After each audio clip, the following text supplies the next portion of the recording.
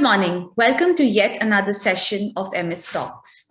Today, we are going to be talking about a very interesting initiative that we at MS Events are organizing called the Arab Green Summit, or TAGS, as we like to call it fondly. Climate change is affecting all of us all across the world. The ill effects of climate change are being felt. With nations racing against time to reach the goals of Paris Climate Deal and transition to net zero by 2050, global economies are forced to take drastic actions. These challenges have led to important conversations involving governments, international organizations, and business leaders, which in turn has led to a significant paradigm shift.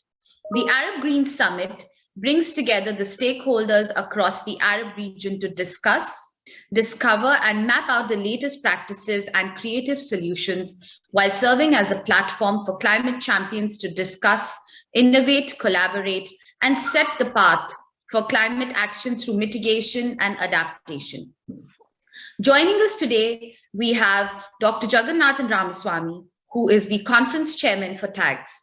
He is well known in the industry as an expert on energy, sustainability, and climate action, and has over 25 years of experience in this domain.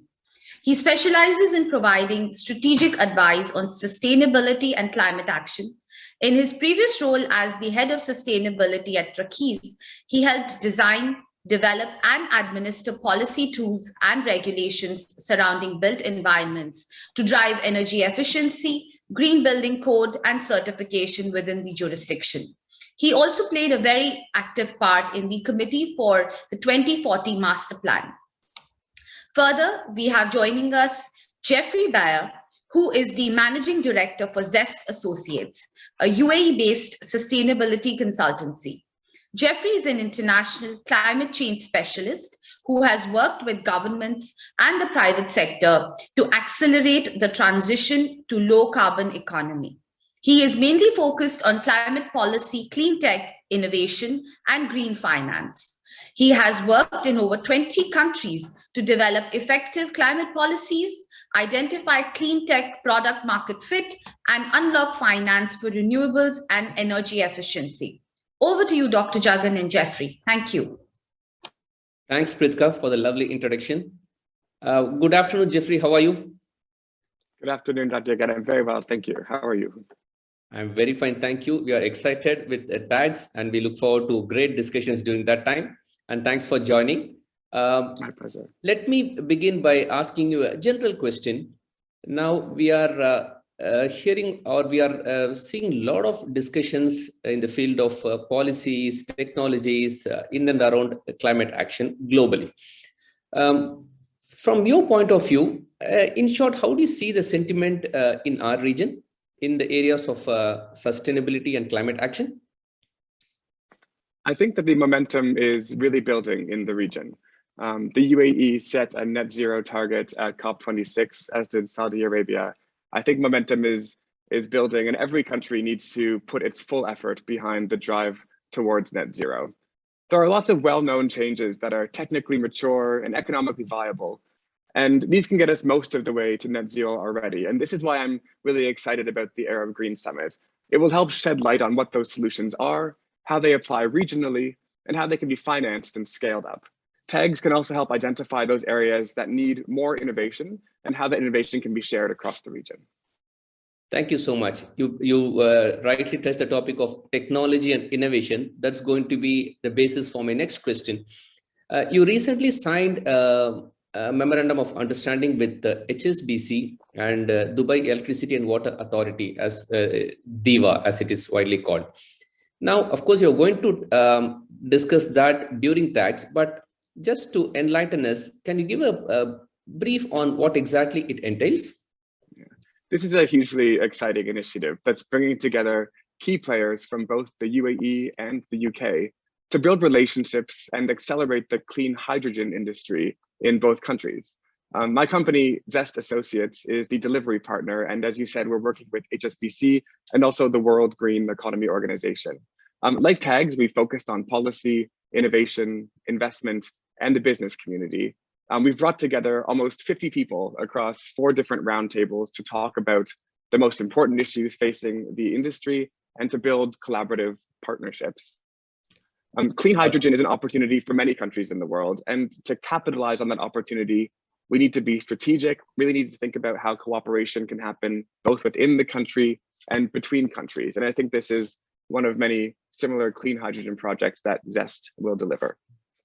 Okay, you are right. Hydrogen is seen as a real instrument to decarbonize several sectors, and we look forward to the findings of your report and to take us forward. Jeffrey, you have had several international exposures and experience working with different industries. From your point of view, what do you think would be the barrier or barriers for this region, MENA in general and UAE in particular, as we transition towards net zero? And how would you plan to fight those barriers on a broad scale? Yeah, I think you're absolutely right, Dr. Yagan. And I think every country faces a unique set of barriers to achieving net zero and to achieving sustainability. I think at the same time, different countries have real opportunities to play a role and a unique role in the low carbon future.